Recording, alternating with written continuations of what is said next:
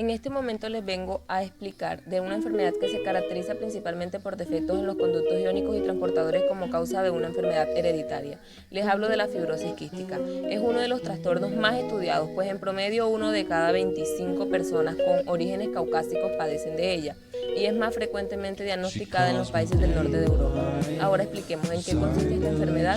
En primer lugar, estamos hablando de una enfermedad hereditaria, por lo que está estrechamente relacionada con los genes. Cuando un gen muta, afecta a la copia del gen que codifica una proteína muy importante. Esta proteína es llamada reguladora de la conductancia de transmembrana, que es abreviada con las siglas CFTR. La proteína CFTR es una glucoproteína transportadora de membrana dependiente del AMP cíclico que se encarga de formar canales de cloro y que desde luego por aquí van a ser transportados los iones cloro, los cuales atraviesan la membrana de la célula y que recubren el intestino y los pulmones. Lo que pasa aquí es que hay una alteración que afecta al transporte de cloro, lo que origina desequilibrios salinos que conducen a la deshidratación de las vías respiratorias y provocan secreciones densas y obstructivas que se observan en los pulmones, como por ejemplo el moco espeso y pegajoso. Aquí, órganos como el páncreas también se ven afectados, ya que este se obstruye por secreciones viscosas debido al mal funcionamiento de la proteína CFTR, lo que a final de cuentas daña.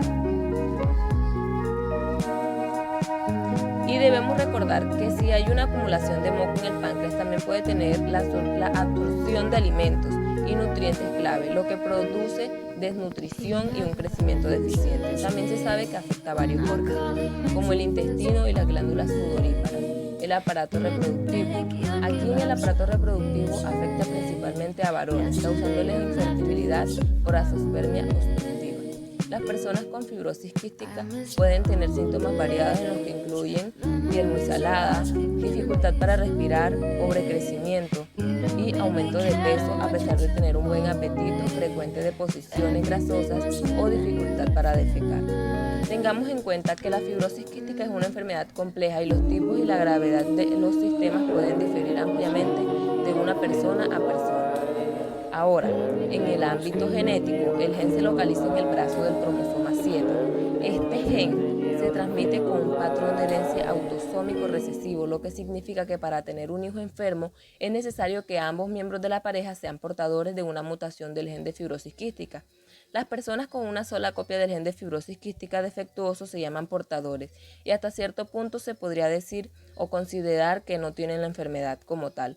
Cada vez que dos portadores de fibrosis quística tienen un hijo, las posibilidades son las siguientes: que el 25%, o sea, 1 de cada 4, el niño tenga fibrosis quística. El 50%, 2 de cada 4, será portador pero no tendrá fibrosis quística. Y tenemos otro 25% que es 1 de cada 4, el niño será portador, no será portador y no tendrá fibrosis quística. No obstante, estudios agregaron ciertas complicaciones, ya que se demostró que además de funcionar como conducto de cloro, la proteína CFR también tiene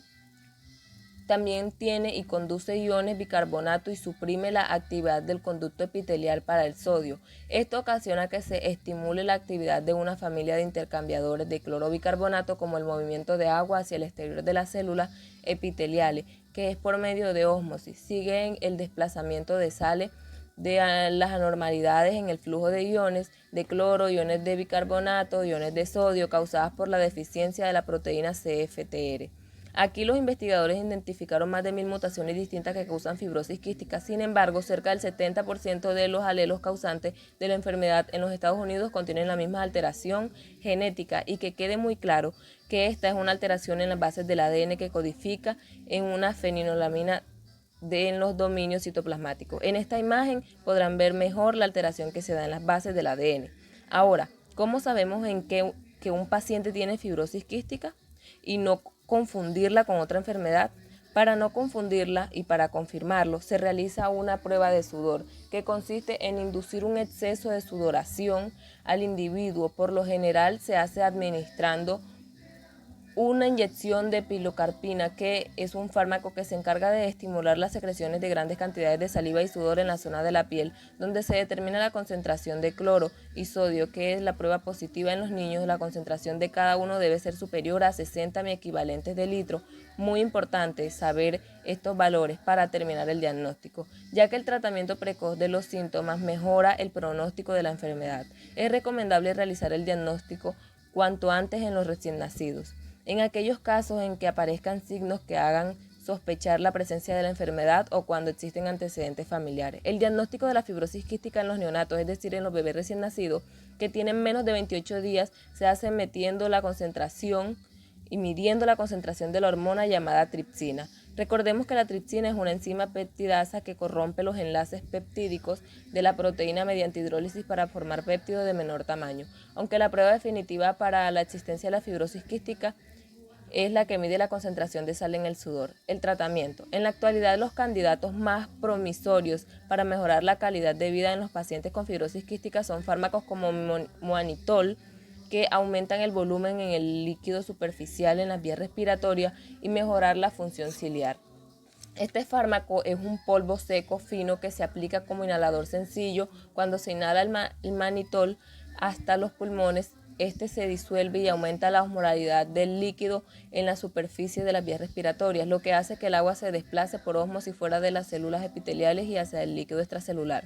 Estos compuestos incluyen inhibidores del conducto de sodio, como por ejemplo de Nufoso, que es un medicamento inhalador para el tratamiento de la fibrosis quística con la capacidad de reducir la absorción de ion de sodio del líquido de la vía respiratoria hacia el epitelio y activadores de los conductos de cloro. Y pues también me gustaría agregar un dato que recientemente se ha estado hablando bastante sobre los moduladores de la fibrosis quística, que apuntan a la difusión del regulador de conductancia de transmembrana, o sea, la membrana de la que les estuve hablando hace unos momentos, la CFTR.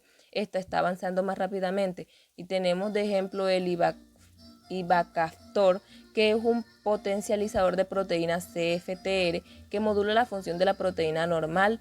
Esta molécula fue originalmente diseñada como potencializador de la función de CFTR, ese primer fármaco que ha sido probado en Estados Unidos y Europa para el tratamiento de la fibrosis quística en pacientes con la mutación de Gly5-asparagina, que esa manera hay un único problema, que es que el Ivacaftor es su precio, que alrededor de $311,000 por paciente al año. Pero también se puede tratar esta enfermedad por medio de suplementos de enzimas pancreáticas. Hay cápsulas para mejorar la absorción de nutrientes vitales, suplementos que toman a cada comida y con la mayoría de los pasabocas según la dosis que receta el médico.